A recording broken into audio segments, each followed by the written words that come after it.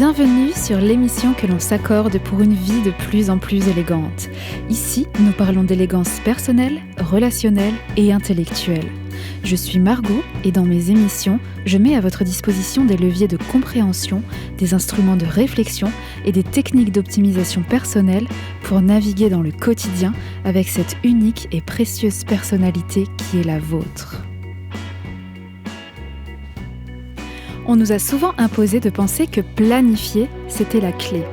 Comme si l'avenir pouvait se tenir dans des cases bien alignées. Pourtant, entre l'ivresse des tableaux Excel et la paralysie devant la page blanche, il y a cette question qui persiste. Et si le vrai talent n'était pas de tout prévoir, mais de danser avec l'imprévu ? Ici, nous parlons de cette étrange alchimie où la rigueur rencontre le lâcher-prise, où la stratégie se fait guide plutôt que geôlier. Parce que l'excellence ne se niche pas dans l'obsession du détail, mais dans l'art d'agir avec intention, même quand le sol se dérobe. Nous explorerons comment nos plans, aussi brillants soient-ils, peuvent devenir des pièges, et comment, au contraire, les rendre assez souples pour laisser passer la lumière. Avec en poche évidemment quelques exercices pour apprivoiser l'incertitude sans renoncer à notre exigence. Bienvenue dans l'élégant équilibre entre rigueur et souplesse.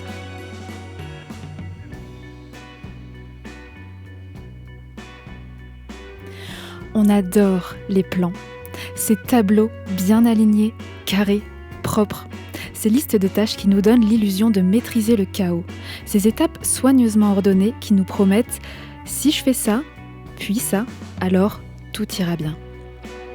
Et c'est vrai, la planification est une arme redoutable. Elle nous permet de clarifier nos intentions, d'anticiper les obstacles, de transformer l'abstrait en concret. Sans elle, nous serions comme des navigateurs sans boussole, ballottés par les vagues de l'improvisation et de l'urgence. Quand nous planifions, nous nous sentons puissants, presque invincibles. Nous avons l'impression de tenir notre vie entre nos mains, de ne rien laisser au hasard. C'est rassurant. Et c'est rassurant surtout pour ceux d'entre nous qui ont appris, souvent à nos dépens bien entendu, que l'imprévu peut être synonyme de désordre, d'échec ou pire, de jugement. Prenons un exemple simple. Préparer une émission de podcast. Nous savons que pour que ce soit à la hauteur de nos exigences, il faut un script solide, des recherches approfondies, une documentation exhaustive, une structure claire. Alors nous y passons des heures, peaufinant chaque phrase, ajustant chaque transition, vérifiant chaque source. Et c'est là que le piège se referme. Parce que sans qu'on s'en rende compte, la planification peut se transformer en une cage dorée.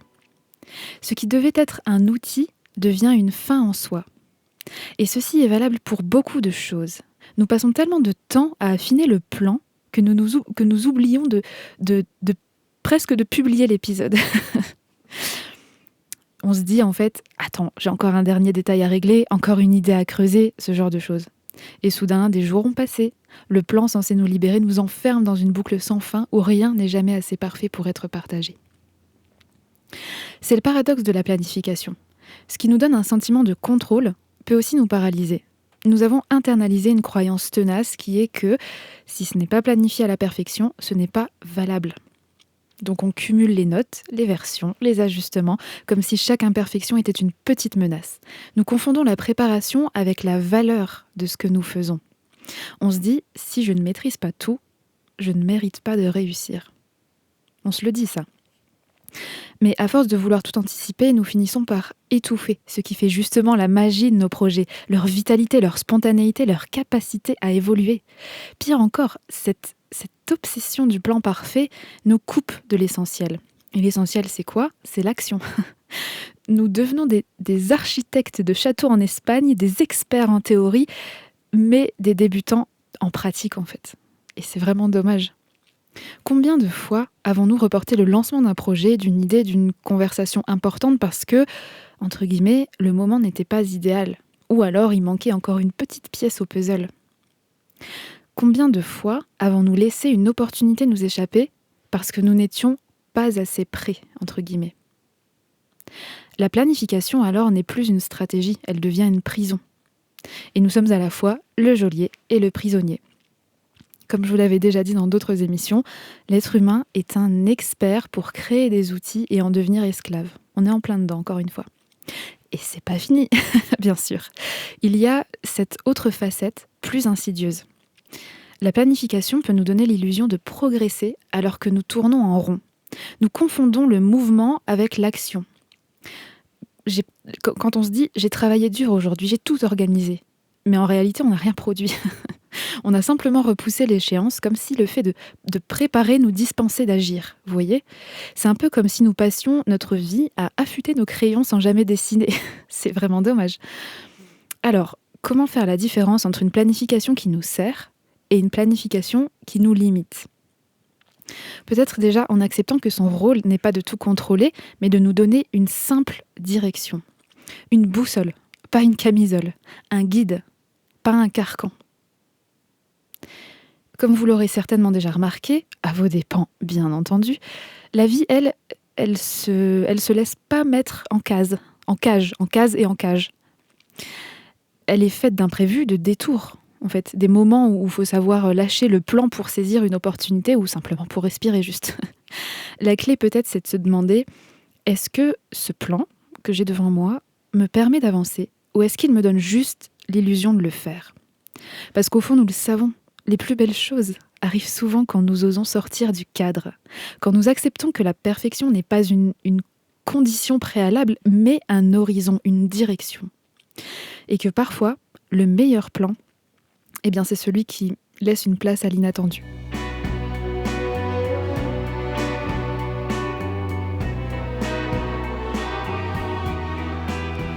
Comment nous tombons dans l'excès et l'anxiété à cause de la planification? Nous connaissons tous cette sensation. Le moment où la planification, censée nous rassurer, se transforme en une source d'angoisse.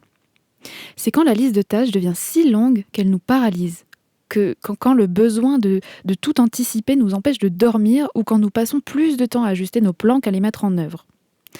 Prenons un autre exemple. Organiser ce fameux dîner entre amis. Au début, c'est simple. Choisir une date, un menu, envoyer les invitations, c'est bon. Mais très vite, les questions s'enchaînent. Et si le plat n'est pas assez bon? Et si les convives ne s'entendent pas? Et si j'ai oublié un détail? Et si j'ai oublié de commander ci et de mettre ça? En fait, ce qui devait être un moment de partage se transforme en un casse-tête mental. Nous nous retrouvons à peaufiner chaque détail. La déco, la playlist, l'ordre des plats, comme si notre propre valeur en dépendait en fait. Comme si tout n'était pas parfait, ce serait un échec. Cette croyance, nous la connaissons bien. Elle nous pousse à en faire toujours plus, comme si la perfection était le seul critère de réussite. Le piège, c'est que plus nous planifions, plus nous créons des attentes irréalistes. Nous imaginons tous les scénarios possibles, y compris les pires, et nous nous préparons à des problèmes qui n'existent pas encore. Résultat, nous arrivons épuisés avant même d'avoir commencé. Et quand un imprévu survient, un invité qui annule, un plat qui brûle, que sais-je, on le vit comme une preuve de notre incompétence, alors qu'il s'agit simplement de la vie, en fait. Nos tentatives pour contrôler l'incontrôlable sont souvent contre-productives. Nous pensons que plus on sera préparé, moins on aura de surprises. Mais c'est l'inverse qui se produit. En voulant tout maîtriser, nous nous enfermons. Nous nous enfermons réellement dans un cycle d'anxiété même. Est-ce que j'ai pensé à tout? Est-ce que je serai assez organisée, etc. Cette quête de contrôle absolu nous coupe de l'essentiel. L'essentiel, c'est quoi? C'est le plaisir de l'instant, c'est la spontanéité, c'est même la créativité. Nous devenons des esclaves de nos propres plans au lieu d'en être les maîtres. Et puis comme je vous le disais, il y a cette autre facette plus subtile, l'illusion de la productivité. Quelle horreur! Nous confondons l'action avec la préparation. J'ai passé des heures à tout organiser, on se dit. Oui, comme si cela suffisait. Pourtant, à force de vouloir tout prévoir, on finit par reporter l'action elle-même. Et en fait, le moment de l'action, il n'arrive jamais finalement. On reste coincé dans l'attente d'un idéal qui n'existe pas et l'anxiété grandit encore, ça nourrit l'anxiété, ce genre de choses. C'est pas rentable du tout cette histoire. Alors, comment briser ce cycle? Certainement en acceptant que la planification, c'est pas une fin en soi, mais un outil. Un outil qui doit nous servir, qui doit pas nous dominer, qui doit nous servir. Parce que la vraie maîtrise, ce n'est pas d'éviter toute incertitude, c'est d'apprendre à naviguer avec elle. Sans cela, nous risquons de passer à côté de ce qui compte vraiment. Comment considérer cette incertitude? Comment est-ce qu'on peut faire ça?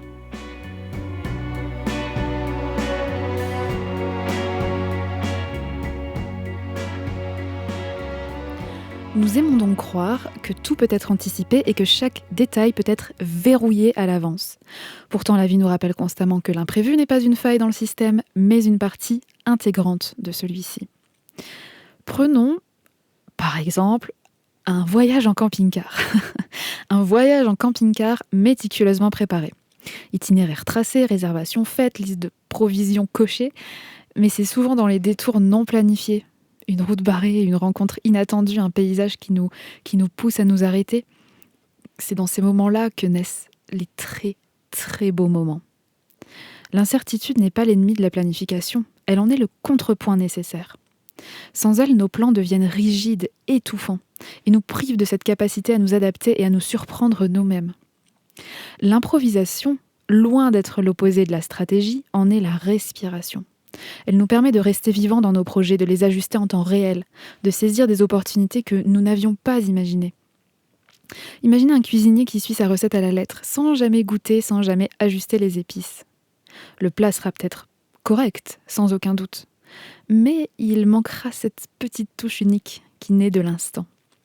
Quand j'étais en école d'hôtellerie, j'avais un chef qui nous rabâchait tout le temps qu'un excellent pâtissier pourrait toujours être un cuisinier correct, mais qu'un excellent cuisinier ne pourrait jamais être un bon pâtissier. Parce que, justement, la grande pâtisserie, c'est précis, c'est rigoureux, c'est exact. Les quantités doivent être pesées au gramme près. Les gestes, les températures, les timings, tout ça, ça doit être absolument respecté. Alors qu'en cuisine, non. En effet, on ajuste, on goûte, on assaisonne, on rajoute un peu de ceci, un peu de cela, un peu moins, un peu plus. Vous voyez ? Alors qu'un vrai pâtissier, non, un vrai pâtissier, il est précis, il est exact. C'est quelqu'un de rigoureux. Donc ce quelqu'un de rigoureux, il fera un cuisinier correct, sans plus. La recette sera respectée. Mais le cuisinier en pâtisserie, ça sera pas la même. C'est pas le même métier. L'excellence est là pour les deux métiers, mais elle n'est pas de même nature, ce n'est pas la même chose. Bon, je m'étale. Tout ça pour dire que de la même manière, la vie, ce n'est pas la pâtisserie, c'est de la bonne cuisine. Nos plans gagnent en profondeur quand nous leur laissons une marge de manœuvre. Préparer un atelier ou une création artistique en intégrant des plages de liberté, donc des moments où on s'autorise à dévier, à expérimenter, transforme complètement l'exécution en une véritable œuvre vivante et évolutive. C'est pas facultatif en fait, c'est nécessaire. L'enjeu n'est pas de renoncer à la planification, mais de lui redonner sa juste place, celle d'un cadre et non d'une camisole, comme on le disait. Nous pouvons par exemple structurer nos journées en bloquant des plages pour l'essentiel, tout en gardant des espaces vides, des zones qu'on peut appeler des zones tampons par exemple, où l'imprévu a le droit de s'inviter. Ou encore dans un projet créatif, définir des étapes clés sans figement excessif, si je peux dire ça comme ça, en se disant « voici la direction, mais le chemin peut varier ». Juste ça, juste cette phrase. Ça demande une forme de confiance en nous, en notre capacité à rebondir, et en l'idée aussi que l'excellence ne réside pas dans la perfection du plan, mais dans la qualité de notre présence à ce qui émerge. Ça, c'est très important. Ce qui émerge de tout ça, c'est la base. Et ce qui émerge de tout ça, il faut qu'on soit présent pour elle, en fait. Et on ne sait pas ce qui va émerger. C'est surprise. L'incertitude n'est pas un vide à combler, c'est un espace à habiter. Elle nous invite à cultiver une forme d'agilité mentale, à voir les obstacles comme des défis plutôt que comme des échecs. Et c'est là, dans cet équilibre entre intention et ouverture, que nos actions deviennent vraiment puissantes. Parce que la vraie maîtrise, c'est pas de tout contrôler, c'est de savoir naviguer avec élégance entre ce que nous avons prévu et ce que la vie nous offre. Voyons maintenant l'état d'esprit qui change tout.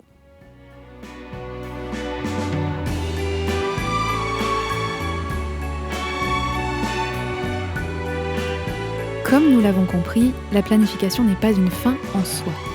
Elle n'est pas non plus une armure contre l'échec, ni une preuve de notre valeur. Son rôle est bien plus subtil. Elle est un moyen de clarifier notre intention, de donner une direction à notre énergie et de créer les conditions pour que l'excellence émerge.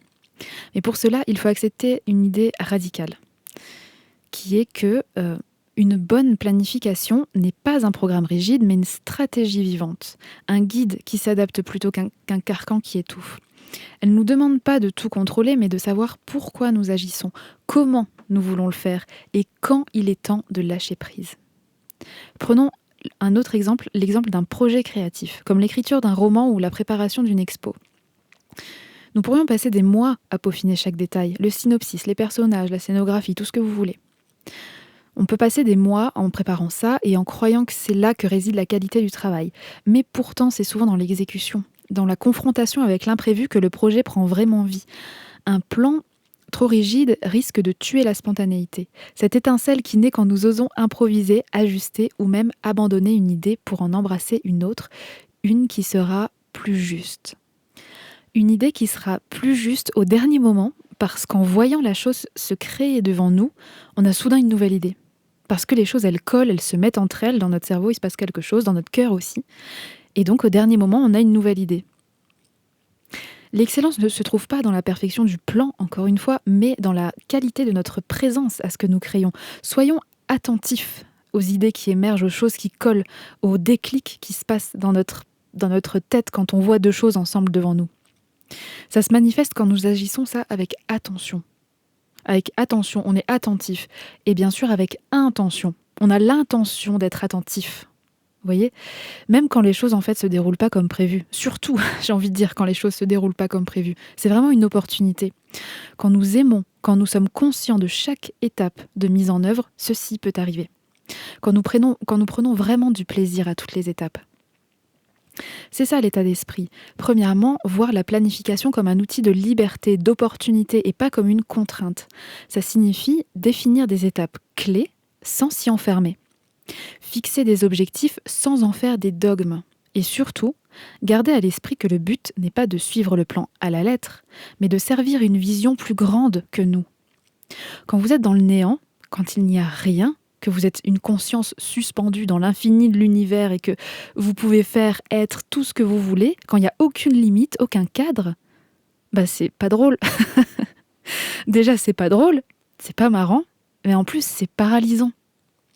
On peut tellement tout faire que finalement, on fait rien. Je sais pas si je suis claire, je sais pas si j'arrive à me faire comprendre. En revanche, avec un cadre, avec des limites, on peut donner le meilleur à l'intérieur de ce cadre et s'en amuser. En fait, ce sont des contraintes, mais pas dans le sens péjoratif. C'est vraiment des repères, en fait. C'est pas des contraintes, ce sont des repères. Par exemple, si cette conscience suspendue dans l'univers atterrit sur Terre, avec un corps physique donné, on lui dit « tiens, t'auras ce corps-là », un entourage donné « tiens, ta famille, ce sera ça », et une personnalité donnée, elle peut s'éclater. Si ma métaphore est bonne. Elle peut donner le meilleur à l'intérieur de ses contraintes, donc de ses repères. Un cadre est un repère. La planification est un repère dans le temps. Cette posture mentale change tout. Elle transforme la planification en une alliée plutôt qu'en une tyrannie. Ensuite, un deuxième principe, c'est cultiver une relation saine avec l'incertitude. C'est ça, c'est primordial. Ça ne veut pas dire renoncer à la préparation, pas du tout. Ça veut dire reconnaître que certaines choses ne peuvent pas et ne doivent pas être entièrement maîtrisées.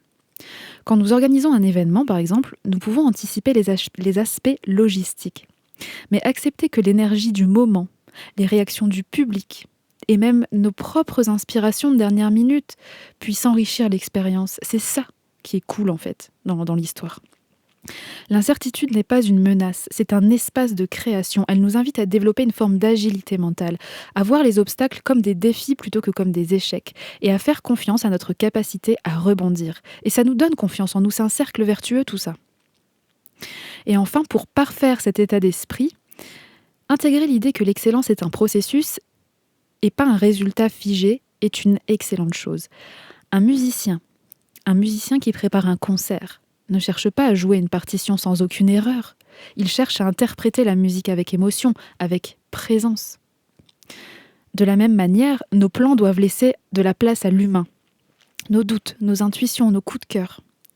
Ça demande de lâcher l'illusion du contrôle absolu et d'embrasser une forme de confiance. Confiance en nous, en notre capacité à nous adapter et en l'idée que les imperfections, entre guillemets, peuvent parfois devenir des forces. On l'entend souvent et de plus en plus en fait, mais c'est bien de le savoir en théorie, c'est super. Mais maintenant, il faut l'incarner. Vous voyez, il faut incarner et vivre cette idée selon laquelle les imperfections sont mal nommées. Ce ne sont pas des imperfections. En réalité, ce sont des perfections d'une nature différente. Les perfections, des perfections d'un autre niveau, si vous préférez. Un autre exemple que je peux vous donner, c'est la préparation d'un atelier ou d'une formation. Nous avons beau avoir préparé chaque slide, chaque exercice, il arrive toujours un moment où le groupe prend une direction inattendue. Au lieu de forcer le retour au plan initial, nous pouvons choisir de suivre ce mouvement, d'improviser une activité ou de recentrer la discussion sur ce qui émerge. C'est dans ces moments-là que l'atelier devient vraiment vivant, que la valeur se crée et que notre expertise se révèle. Non dans notre capacité à tout contrôler, mais dans notre capacité à guider. Guider avec souplesse et intention. Voilà, donc je répète les 3 points pour les avoir bien en tête. Premièrement, voir la planification comme un outil de liberté et pas comme une contrainte. Deuxièmement, cultiver une relation saine avec l'incertitude. Tout ça, c'est primordial. Et troisièmement, intégrer l'idée que l'excellence est un processus et pas un résultat figé. Maintenant que nous avons clarifié cet état d'esprit, une dernière question se pose. Comment passer de la théorie à la pratique ? Comment intégrer cette approche dans notre quotidien sans tomber dans l'excès inverse, celui du laxisme ou de l'improvisation permanente ? C'est ce que nous allons explorer avec des exercices simples pour apprivoiser l'incertitude et faire de nos plans des alliés plutôt que des fardeaux.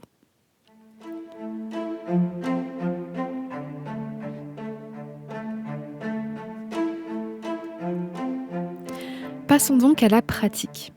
Comment concilier notre besoin de structure et l'ouverture à l'imprévu sans basculer dans le chaos ou la rigidité ? Voici 3 exercices inspirés de notre réflexion du jour sur l'équilibre entre l'intention et la flexibilité. Pourquoi ces exercices vont fonctionner ? Parce qu'ils nous entraînent à voir la planification comme un soutien et pas comme une camisole. Ils nous permettent de garder le cap tout en restant agiles et surtout, ils transforment notre rapport à l'incertitude. Elle devient, cette incertitude, un terrain de jeu plutôt qu'une menace. Alors, premier exercice, on va l'appeler le plan à 80%. Quand nous préparons un projet, une présentation, un atelier ou rien qu'une journée de travail, rien que ça, nous fixons un objectif clair, mais nous nous arrêtons à 80% de la préparation. Quels sont les 20% restants qui peuvent attendre ou s'adapter en cours de route ? Par exemple, si nous organisons une soirée thématique, nous définissons le menu, l'ambiance, les grandes lignes, mais nous laissons une plage horaire à un élément comme une activité, une playlist, qu'importe, ouvert à l'improvisation. L'idée, c'est pas de bâcler, c'est d'accepter que certains détails n'ont pas besoin absolument d'être figés pour que l'essentiel soit réussi. Cela nous habitue à agir avec l'incertitude, avec elle en fait, plutôt que contre elle. C'est dur pour des personnalités comme nous, c'est très dur, mais c'est radical. Parce que quand vous passez la première barrière, quand vous passez de 0 à 1, il y a un déclic qui se crée en fait. Vous allez vous dire « Ah mais en fait, en fait tout va bien ». Et quand vous avez ce déclic-là dans la tête, c'est exponentiel derrière. Ça va de mieux en mieux. Ça nous met dans un inconfort d'abord, certes. Mais quand nous voyons comment ça se déroule effectivement, vraiment on lâche prise parce que comme tout être humain, comme tout bon être humain, on a besoin de vivre les choses pour les comprendre. Et cet exercice du 80% est un excellent exercice parce qu'il prend des risques calculés. Et que tout ça dans la vie se résume à des risques relativement calculés finalement. Le deuxième exercice, on l'a un petit peu évoqué tout à l'heure, c'est la plage tampon. Dans notre agenda, nous bloquons systématiquement 20% de temps libre entre 2 tâches planifiées. C'est pas du temps perdu, c'est un espace pour absorber les imprévus, pour souffler, pour digérer les informations, les expériences, ou peut-être saisir une opportunité inattendue. Si nous avions prévu de travailler sur un dossier de 14 à 16 par exemple, nous réservons de 16h à 16h30, une demi-heure pour ne rien faire, ou pour ce qui émergera à ce moment-là. Ça désamorce l'anxiété liée au retard ou au changement de dernière minute et ça nous rappelle que la productivité n'est pas une course contre la montre, contrairement à ce qu'on pense, à ce qu'on lit, à ce qu'on entend. C'est pas une course contre la montre. Je vous conseille fortement, par rapport à ça, mon interlude sur l'osium pour approfondir le sujet. Et troisième exercice, c'est l'exercice du « et si ». L'exercice pour les plus anxieux. Avant de finaliser un plan, nous nous posons la question « et si tout ne se passait pas comme prévu ? Quelles seraient mes 3 options pour m'adapter ?» Ça, c'est vraiment pour ceux qui sont en stress. Par exemple, si nous prévoyons une sortie en plein air et que ça ne se passe pas comme prévu parce que la météo est très mauvaise, on imagine rapidement un plan B. Un café couvert à proximité, par exemple. Et un plan C. Une activité à la maison parce que le café, finalement, il va fermer à telle heure ou je ne sais pas. Ça, c'est pas de la paranoïa, mais c'est une façon de nous sentir préparés sans tout contrôler vraiment. Ce sont des alternatives, en fait. Si jamais vous avez très très peur de l'imprévu, faire ce genre de choses, ça réduit cette peur. Ça réduit la peur de l'imprévu parce que on sait déjà qu'on a plusieurs cartes en main. Ça crée donc des alternatives. Ça crée des alternatives tout seul dans notre esprit. Mieux, j'ai mieux. Résumez votre événement rapidement avec une IA, par exemple. Donc votre intelligence artificielle. Demandez-lui, alors ça, vous lui dites ce que vous avez l'intention de faire cet après-midi, j'en sais rien. Et demandez-lui les 20 scénarios imprévus les plus probables. Attention à cette méthode, elle n'est pas censée vous faire flipper, pas du tout. Elle est censée vous faire comprendre que, ok, c'est possible, ça peut arriver. Et si c'est le cas, la Terre s'écroulera pas. Et si vraiment, vraiment vous êtes très très anxieux, vous pouvez même demander à votre IA de vous donner les fins heureuses de ces 20 scénarios imprévus. Vous voyez ? Vous allez voir comme ça détend et comme ça peut même ouvrir d'autres petites perspectives. Le principal dans ces 3 exercices, c'est encore et toujours l'état d'esprit. Si vous réussissez à transposer cet état d'esprit à votre quotidien pour finalement l'incarner complètement, votre vie sera comblée d'élégance. Croyez-moi. L'état d'esprit, c'est 1. Mon plan est un point de départ et une direction, pas une prison. Commençons donc par une structure claire, mais autorisons-nous à la modifier si elle ne sert plus notre intention. Deuxièmement, l'imprévu n'est pas un ennemi, mais une opportunité. Une opportunité de grandir, de créer, de découvrir, de s'amuser, etc., etc. Chaque détour peut nous apprendre quelque chose, nous pousser à innover, ou nous révéler une facette de nous-mêmes que nous ne connaissons pas.